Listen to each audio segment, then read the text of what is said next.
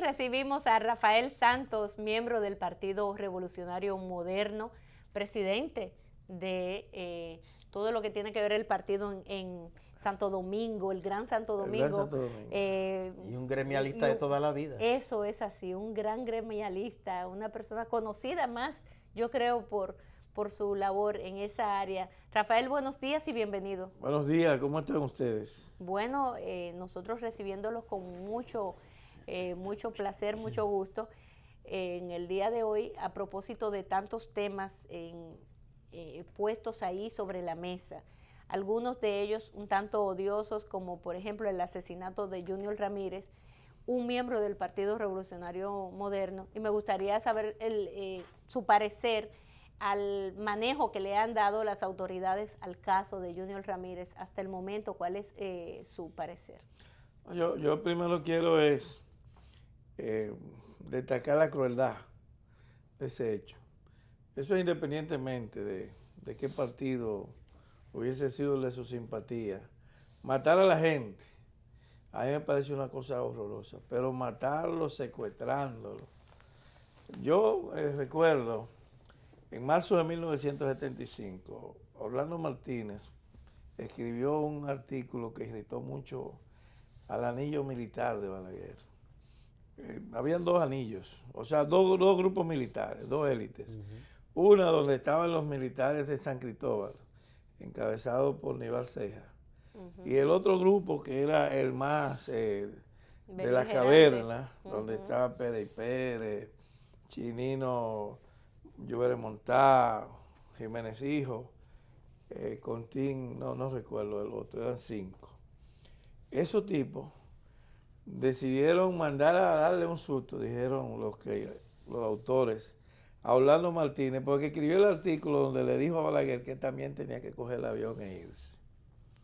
Entonces dicen que Junior dijo, yo no lo he visto, que si Danilo persistía en una tercera reelección, iba a terminar como Trujillo en el baúl de un carro. Sí. Eso tal vez un muchacho inmaduro, quién sabe. Hay cosas que no se dicen. Y sobre todo en un país donde estamos cada día más acercándonos a un tipo de dictadura.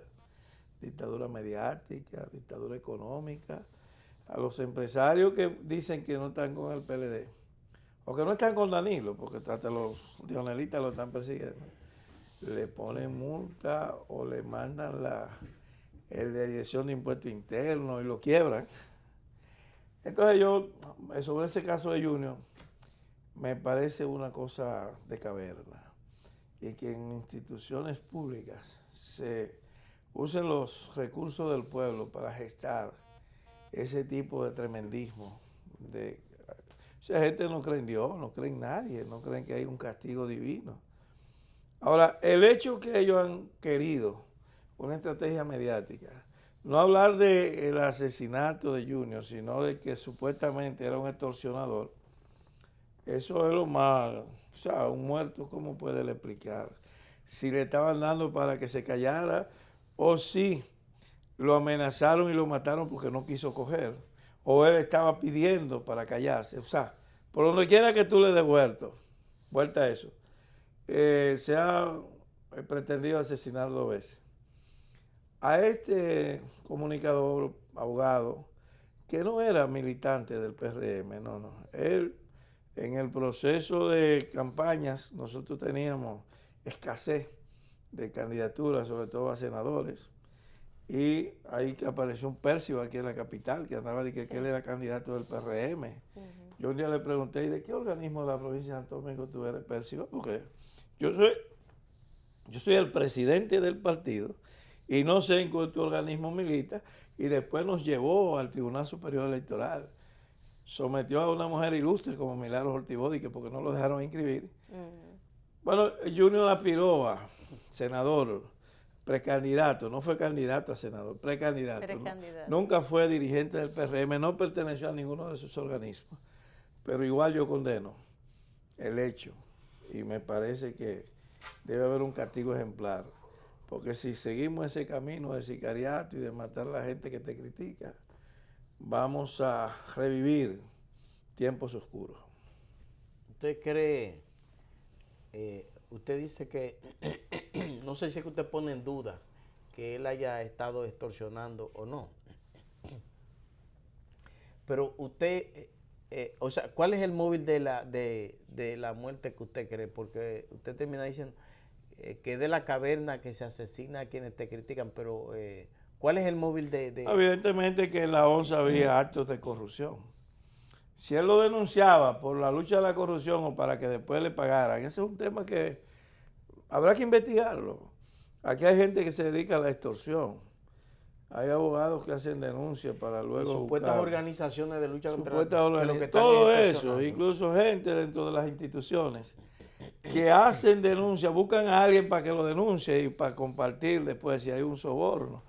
A mí una vez cuando yo era secretario general de la ADP, no voy a decir el año para no ubicar la fuente, me llamó una persona y me entregó unos expedientes de actos supuestos reales de corrupción en el Ministerio de Educación. Yo era secretario general de la ADP, cargo máximo en ese tiempo.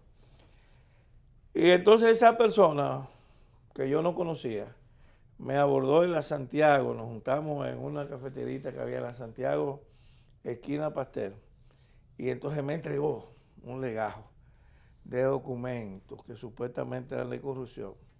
Yo le dije, mira, yo tengo una lucha gremial. ¿Qué vínculo tú tienes con el ministerio? No, mi esposo es un alto funcionario de esa gestión, pero estaba inconforme porque él quería ser el ministro y me quisieron utilizar a mí para que yo hiciera la denuncia. Le dije, no, esa no es mi lucha es una lucha por yo conseguir las reivindicaciones. Si en la lucha por mis reivindicaciones consigo una información, pero la manejo yo no me voy a dejar manejar de nadie, y le devolví los papeles. También cuando salió salió el gobierno de Salvador Blanco, yo no era PRDista, y me citó Carmen Inver Brugal para interrogarme sobre unos supuestos actos de corrupción de doña Belice Prado, una mujer ilustre, ministra de Educación. Tuvimos peleas fuertes, pero gremiales. Sí. Entonces cuando yo concurrí al Ministerio Público, no, ya la jueza me interrogó como 8 horas, preguntándome, dándome vueltas y cosas. Y yo siempre contesté que no me parecía que doña Belice fuera capaz de esas cosas. Punto. No dije más nada. Después de todo ese tiempo, ella mandó a salir la secretaria. Carmen Inver, ella está ahí, si quiere me puede mentir. Entonces me dijo, yo realmente quiero felicitarlo, porque siempre lo vi en televisión peleando contra Ibelice.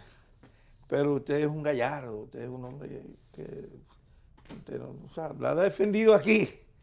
Digo, es que yo creo eso, yo no creo que Belice. Entonces, así es la vida. O sea, que sí hay gente, pero puede alguien probar si un muerto es verdad que andaba extorsionando. Eso es una cosa que hay que explicar cómo lo mataron, si lo mataron en la UAS, para saber cuál es la jurisdicción que le toca, si realmente lo secuestraron. Eso es lo que hay que averiguar, y cuáles son los intelectuales.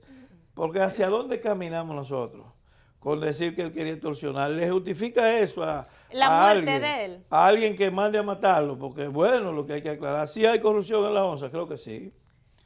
Ahora, ese hecho, porque son 3 cosas que hay que investigar. Son 3 cosas. Entonces, la estrategia comunicacional de la Procuraduría está concentrada en hablar de que Junior extorsionaba.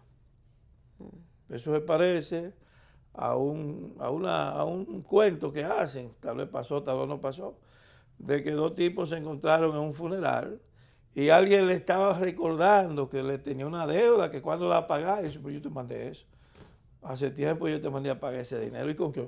Míralo ahí, con el muerto. O sea, ¿qué puede aclarar el muerto, señores? Entonces dejemos eso, vámonos por el camino de esclarecer. Si pueden haber matones en las instituciones públicas, con los fondos públicos, para matar al que le miró mal a una novia, a un funcionario, al que dijo algo, al que hizo una crítica, entonces vamos a matar a todo el mundo en este país. Ese es mi temor, esa es mi denuncia, y esa es la advertencia que estoy haciendo, porque si desatan esa maquinaria de muerte, hasta los PLDistas van a estar en peligro. cuando tengan un lío interno entre ellos, como tienen ahora uno, que yo no sé si es verdad o mentira, pero dicen como que Danilo no quiere a Leonel. Y entonces comiencen los seguidores de uno y otro a mandarse a matar. Eso es malo. Eso lo superamos antes. Eso es peligroso. Eso es peligroso, hermano. Entonces yo creo que antes que alguien cierre la puerta y que se vaya el último de este país, debemos mandar parar, a desentar la política, a desentar la vida social. Y que si alguien es corrupto, pues que pague por eso. Profesor, hay otros temas. Por ejemplo, ayer el ministro de Obras Públicas, Gonzalo Castillo, volvió a sacar el tema de la reelección de Danilo Medina, pese a que hay un impedimento en la Constitución, pero anteriormente también lo había, y se desafió la propia Constitución, violentando la Constitución, y bueno, una reforma ahí medio, bastante acelerada, etcétera. Pero Gonzalo Castillo ayer dijo que es el pueblo quien decide si Danilo permanece o no permanece en el poder, y es la masa la que tiene que decidir eso. Me gustaría conocer su parecer respecto a esa posición del ministro de Obras Públicas, que ya también pertenece al comité político del Partido de la Liberación Dominicana. Estos políticos que no han militado en la dura lucha de las carreras políticas, esto es una cosa terrible, porque tú podrás decir lo que quieras de Danilo Medina, pero Danilo Medina ha sido un político de los pies a la cabeza, toda la vida en la política. Leonel Fernández, toda la vida en la política. Hipólito Mejía, toda la vida en la política. Sí. Ahora hay unos caballeros que no saben lo que es darle un plato de comida a su casa a un pobre y meterse la mano en el bolsillo para darle con sinceridad a un compañero para pagar una medicina. Y ahora han desplazado, viven diciendo cualquier cosa. Pero yo recuerdo cuando era niño, sería en los años 59, 60, por esa fecha, que el generalísimo Trujillo comenzó a recibir mítines de desagravios por el 14 de junio y porque lo sancionaron en la OEA por conspirar contra el presidente Rómulo Betancourt. Entonces, todas esas sanciones que él se la ganó, y esa guerrilla que vino de fuera, el pueblo dominicano se estaba movilizando espontáneamente, comillas, en mítines de desagravios. Y ese era el pueblo. Ahora ese mismo pueblo, en el 1961, después de septiembre, estaba tumbando las estatuas. Cuando salió Ramfri del país, la familia Trujillo fue echada del país. No había trujillitas. Eso, Trujillo, yo. De manera que eso dice que el pueblo está pidiendo, pero digo, ¿dónde? ¿Quién es el pueblo? En ese sentido, yo creo que están tratando. Cuando ellos ponen el tema para que uno hable de él, ahora es un tema que está prohibido por la Constitución. Que de manera honesta y sincera, el presidente Mejía, en el año 2003, era de verdad que él creía en 2 periodos y nunca jamás. En ese momento... O sea, aquí los principales líderes creen en eso. No. Los principales creen engañar a la gente y después cambiar la Constitución. No, porque Leonel y Danilo lo han dicho públicamente que ellos creen Ninguno en eso. Ninguno lo cree en eso. Si le hablan a Leonel y llega al presidente, Hipólito después se va para el 24. No, Hipólito quería 2 periodos. Eso fue una cosa que nosotros la discutimos. Fue un error. El proyecto de reelección fue un error. Evidentemente fue un error, porque si no ganó es porque era un error. En ese sentido, eso fue debatido ya. Pero después de eso se abrió la Constitución para otro proceso. Entonces se prohibió, volvió al periodo de 2. Eso es lo que hay. Entonces, ¿por dónde sale Gonzalo Castillo a poner el tema? El tema lo ponen porque como tienen un emplazamiento mediático tan amplio de más de 5,000 periodistas enrolados en nóminas y medios pagados totalmente, ellos saben que ese tema lo amplifican hasta que fuñen, y entonces se convierte como un hecho normal, que se pueda modificar otra vez la Constitución. Yo creo que eso es malo, que el país merece un cambio, que hasta la belleza cambia, que cansa un partido con 20 años en el poder sin haber resuelto un solo problema nacional. Es algo que hay que cambiarlo. Yo propongo que lo cambiemos por el PRM, pero si no quieren al PRM, vamos a elegir a Minú o a Guillermo Moreno, si no quieren el PRM. Si el pueblo quiere el cambio y no nos quiere a nosotros, entonces que elija a alguien, pero que cambie. No puede haber cambio con el mismo partido, ni puede haber cambio con la misma persona. Lo que hace falta aquí es un cambio para que los ministros sean otros. Incluso dime tú si quieres que van a robar, bueno, pero van a robar a otros y ya esos cambios nuevos y van a poder nombrar a otros muchachos de los barrios, porque esto tiene, ¿cuántos años tienen esos ministros? 16 años. En el país no se ha movido nada. ¿Tú sabes lo que dura un muchacho después que nace para hacerse adolescente? 15. Entonces ya lo que nosotros tenemos es generaciones enteras estancadas. Por eso es que yo propongo un cambio. Y no voy a hacerle el juego a una persona que me parece un eficiente funcionario, un gerente bueno, que está ahora queriendo privar en ser vocero político. Gonzalo Castillo, si fuera prudente, no se metiera en ese tema y siguiera arreglando todas las carreteras del Cibao que están dañadas por las inclemencias del tiempo, los fenómenos naturales. Pero yo pensaba que ustedes estaban bien porque él es el alcalde de la capital también. Gonzalo Castillo. Sí, ya. Él le vive haciendo todo lo... Eso es lo que le gusta. Sí, eso es lo que le gusta ahora. Óyeme, qué cosa. Pero ustedes sí tienen que ver. Yo que he vivido más que ustedes.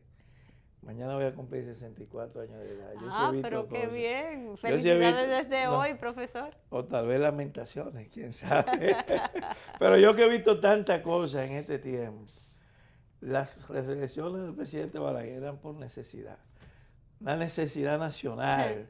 Y no se cambia de caballo cuando se está pasando un río. Y todas esas frases inventadas. Entonces Gonzalo Castillo dice ahora que el pueblo quiere la reelección. No, el pueblo quiere, el ciudadano mejor valorado hoy es Luis Abinader, el pueblo quiere otro presidente. Yo pienso que en realidad Gonzalo Castillo lanza esa alternativa porque su propio proyecto fracasó, porque él hasta hace pocos días tenía un proyecto presidencial, incluso empezó a subir afiches y cosas y en las redes sociales, pero las encuestas, y eso Lindsay lo había dicho varias veces aquí, en una de las encuestas, él ha marcado más que 1.5, ¿fue que dijo? No, ojalá él llegara a 1.5. Mira, yo tenía un amigo empresario. No llega a él nada. Bueno, dice Lindsay que ni a 1.5. No, ni al 0.1. Yo tenía un amigo empresario que falleció hace unos años, llamado Gustavo Turul, que él decía, José Turul, que él decía que cualquier persona que lo saluda en un peaje y lo dicen adiós ya cree que puede ser presidenciable. Sí. Y eso no es tan fácil. Eso no es tan fácil. En este momento, la lista de los presidenciables de este país, porque vamos a sacar a Danilo, Danilo no puede. Y si Danilo hace algo para alterar el proceso democrático, puede provocar un estallido social, puede provocar un salto al vacío, de manera que no metamos a Danilo. Los más valorados son hoy, para este oficio de presidente, Leonel Fernández, pero Leonel Fernández tiene muchísimos problemas que explicar y se lo van a sacar su propia gente. Luis Abinader, Hipólito Mejía, y ahora veo a doña Margarita, que parece la están usando los danilistas para golpear a Leonel. Creo yo, no sé. A mí no me hagan caso, yo no soy político, así que tal vez es un invento mío. Y la Usted no es político. Y la tipa es tan ambiciosa que parece que está rompiendo el pacto de Alcoba para dejarse promover. Y en ese sentido, pues, el espacio queda para nosotros. Nosotros hemos aprendido un poco en que tenemos que unir la oposición. Hay un amplio frente opositor integrado por el PRM, Alianza País, Alianza por la Democracia, Fuerza Nacional Progresista, Frente Amplio, Concertación, no recuerdo. Acción Democrática. Acción Democrática. Pero eso es una coyuntura. Movimiento Rebelde y todo ese movimiento que se está gestando de oposición, le van a cerrar el paso a Gonzalo Castillo, a Danilo Medina, a José Ramón Peralta y a cualquiera que intente cambiar el curso de la historia. En este país todavía quedan fuerzas morales a las que apelamos. hay gente que piensa, no crean que las cosas son tan sencillas. Hay gente que está mirando. La clase media, que es la que produce cambios, porque ni son los pobres que hacen los cambios, ni son los ricos. Los ricos están bien, se sienten tranquilos, buscan su zona de confort y no se preocupan mucho hasta que el agua no le da el cuello, hasta que no van por ellos los impuestos internos. Ahora todos los más Pero ricos después son... de eso, los ricos también, y todos los fines de semana están de paseo para un resort, un país, cogen un avión y van y cenan y regresan la misma noche en Miami. Los ricos también. Los pobres están adocenados, como lerdos, como zombies sociales, que no tienen conciencia de su fuerza ni de su número. Decía Facundo Cabral que a lo único que le tenía miedo era a los pendejos, porque hay muchísimos y en todas partes. Y siempre se levantan primero que uno, llegan primero. No importa lo temprano que tú te levantes para allá resolver Ya algo, están ahí. ya hay una fila grandísima de pendejos que llegaron primero que tú. Entonces, no son los pobres los que van a hacer los cambios. La clase media Claro. está indignada. Y esa indignación tuvo una primera depresión en las elecciones pasadas. Nosotros no ganamos la capital por una estructura política, el PRM quedó un poco afectado, la ida de Fello, los problemas internos. Sin embargo, ganó David. La clase media votó por el PRM. La clase media que se asienta fuera de la capital, en esa luneta poblacional entre Bonao y Puerto Plata, San Francisco, Macorís, Santiago, nosotros ganamos todas las alcaldías. Es una señal. Sin embargo, perdimos los barrios más pobres. ¿Pero qué quiere decir? Que la clase media tiene un peso en el ejercicio de la opinión pública. Tiene un peso cuando va a los supermercados y protesta. Tiene una influencia, su voz, cuando habla en las universidades, en los colegios, en las Independencia de iglesias. acción también. Y tiene independencia. Ustedes son clase media, yo sé que no están contentos, aunque ustedes tengan que fingir parcialidad, porque son comunicadores y tienen que tener cuidado para no provocar desde los medios donde arbitran una idea distorsionada. Entonces yo nunca le pido a un comunicador que se exprese más allá que no sea la verdad. Ahora, en el caso mío, que vuelvo y digo, yo no soy político, la verdad, yo soy más gremialista que político. Porque los políticos a veces tienen que acomodar la mentira y tienen Rafael, que manipular para bregar con hechos. Yo, de manera simple, digo, solo puede pasarse el PLD si los PRMistas somos tan tontos que nos dividimos. Sin embargo, o sea, si nos dividimos nosotros, entonces por ese trecho que queda en el medio, se puede colar cualquier cosa. Profesor, pero Hipólito Mejía, por ejemplo, ha estado más coincidiendo con el gobierno que con el propio Luis Abinader y el PRM, porque el PRM ha presentado una posición, por ejemplo, frente al tema de la ley de partidos y ese acápite de cómo deben de celebrarse las elecciones internas de los partidos, si con padrón abierto o cerrado.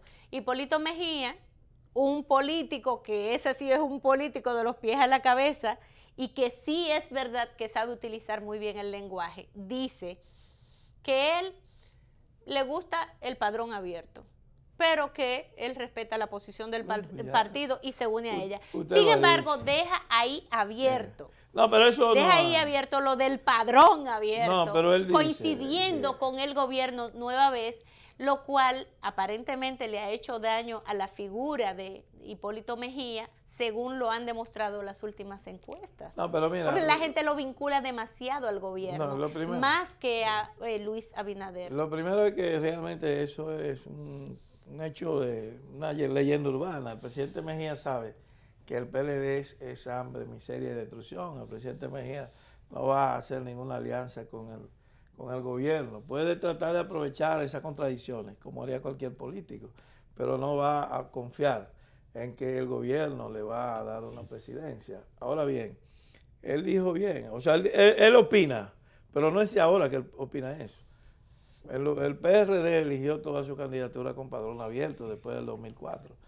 Él opina en que es mejor el padrón abierto, pero dijo lo que yo quería escuchar, que en última instancia él se somete a la posición de su partido. Pero él en el partido hay una decisión de padrón cerrado. Entonces, en ese sentido, pues... Pero la gente de él está promoviendo está promoviendo que se aplique el padrón abierto, incluso... Eddie Olivares, por ejemplo, que es su vocero. Incluso... Pero hay mucha gente que...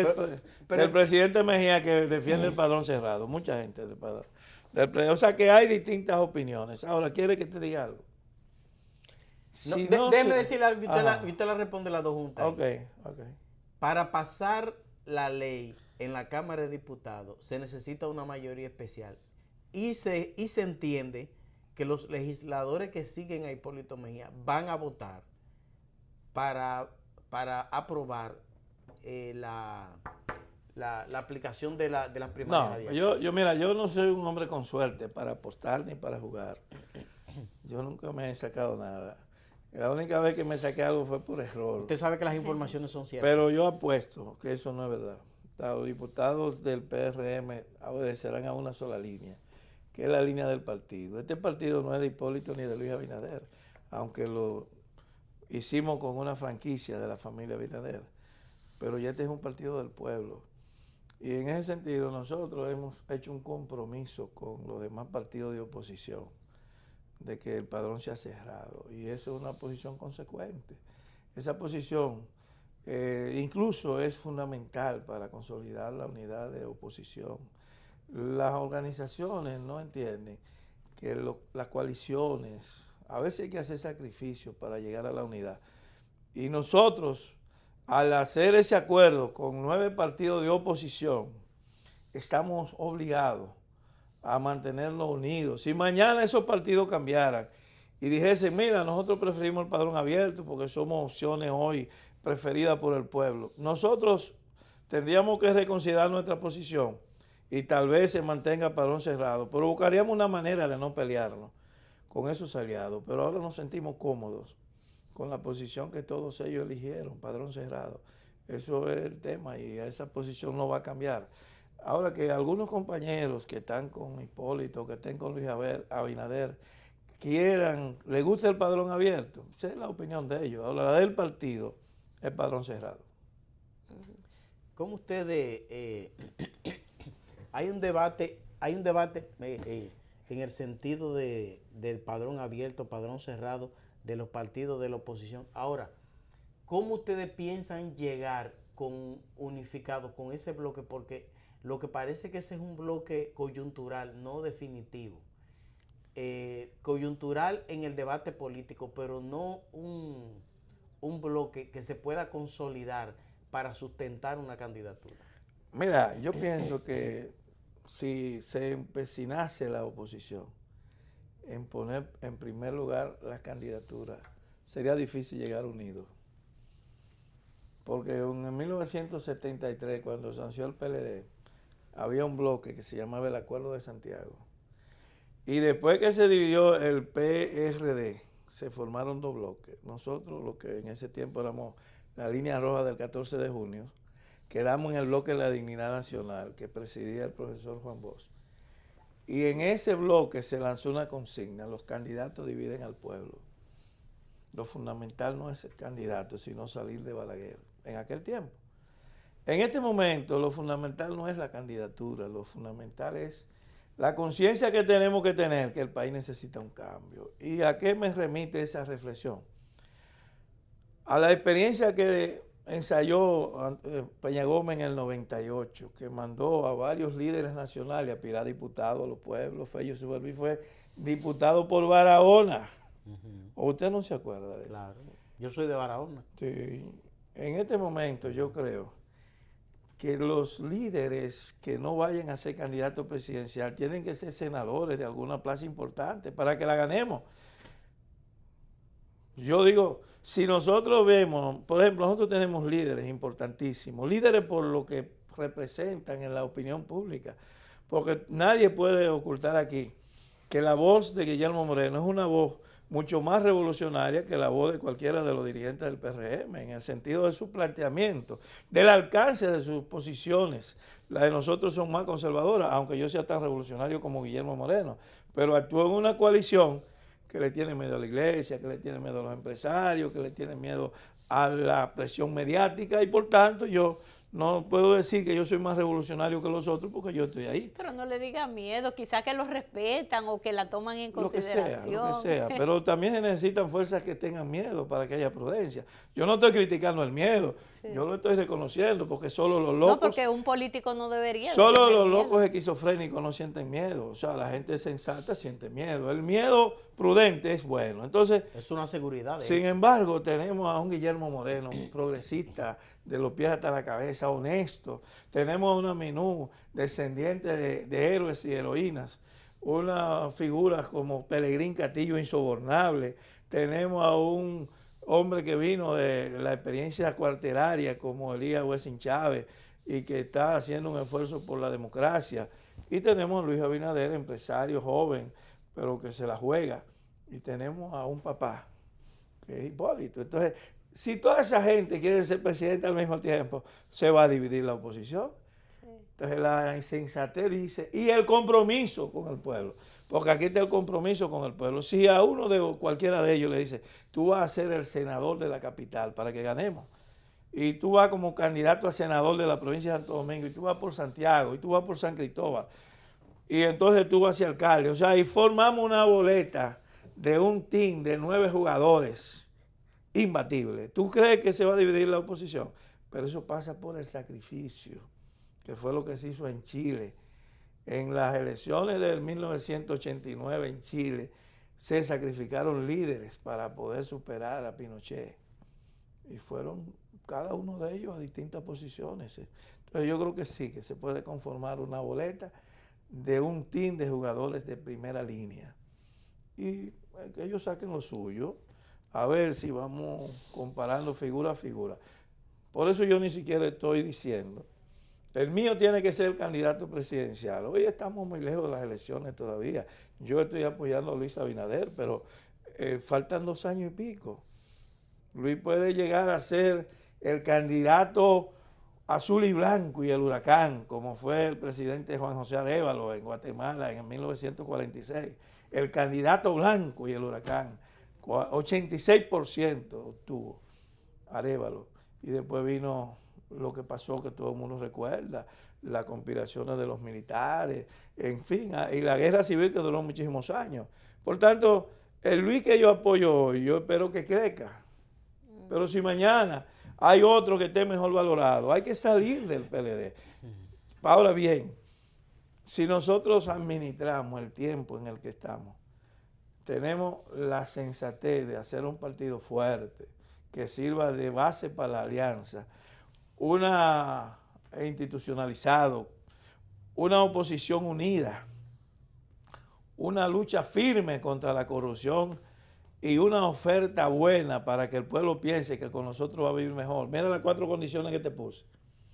Un partido unido, una oposición fuerte, una lucha firme frente al gobierno y una oferta creíble de que las madres vivirán mejor, que vamos a parar la inseguridad ciudadana, que va a haber escuelas con desayuno escolar bueno, con tarde tendida que sirvan para algo, no una cosa rutinaria sin sentido como es ahora, que todo va a cambiar y la gente crea que eso es verdad.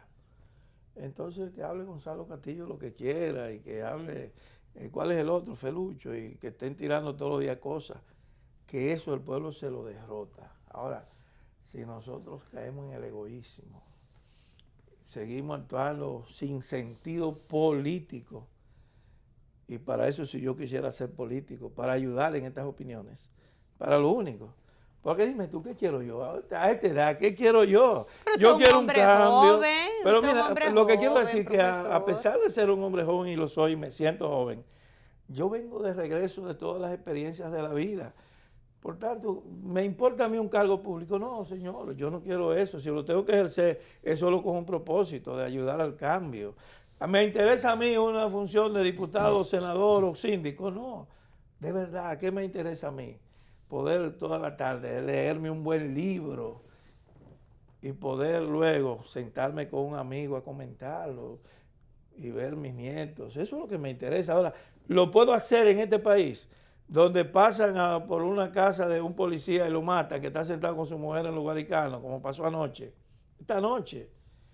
donde se metieron a un autobús que venía de Moca y asaltaron a todo el mundo. Ayer. Pues es un deseo que yo tengo. Decía el presidente Mao Zedong, el árbol quiere la paz, pero el viento no lo deja. Entonces, yo quisiera estar sentado en una silla de Tenares, mi pueblo, mi campo, Loma Azul. Le mando un saludo a toda mi gente de Tenares y Salcedo. Y tranquilo, pero ya no vamos a poder estar tranquilos ninguno hasta que no volvamos a la sensatez. Quiera Dios, y creo que se está terminando el tiempo, sí, que los PLDistas vuelvan al juicio, al tiempo del Congreso Napier Díaz González, que fue un congreso progresista del PLD en 1981. Quiera Dios que todos ellos hagan un retiro, se vayan a una iglesia, recen, oren y vean que por ese camino no se puede. Y ellos mismos digan, nosotros vamos a irnos a la oposición para reeducarnos y volver al camino correcto que nos trazó el profesor Juan Bosch. Y quiera Dios que la oposición se inspire en herencias tan buenas como la que tenemos, el doctor Peña Gómez, el propio Juan Bosch, y ¿por qué no? Las derechas sean decentes como era el presidente Balaguer. Gracias al profesor Rafael Santos, presidente del Gran Santo Domingo, teórico, claro que sí. Él dice que no es político y si lo fuera. De eso que tuvimos en los años 70 y que ya toda esta afluencia ha echado a un lado. Sí. Antes era una ofensa. Sí. Cuando le decían al tipo, usted lo que es un teórico, sí, le estaban diciendo que no hacía nada. Sí. O sea, gracias, pero no, yo no soy teórico. En el buen sentido que lo estoy diciendo. Gracias. Gracias al profesor, a ustedes también, amigos, gracias. El tiempo se nos acaba por el día de hoy. Mañana estaremos, como siempre, tempranito con todos ustedes. Compañeros. Hasta mañana, compañeros. Hasta mañana. Que tengan feliz resto del día. Gracias, igual.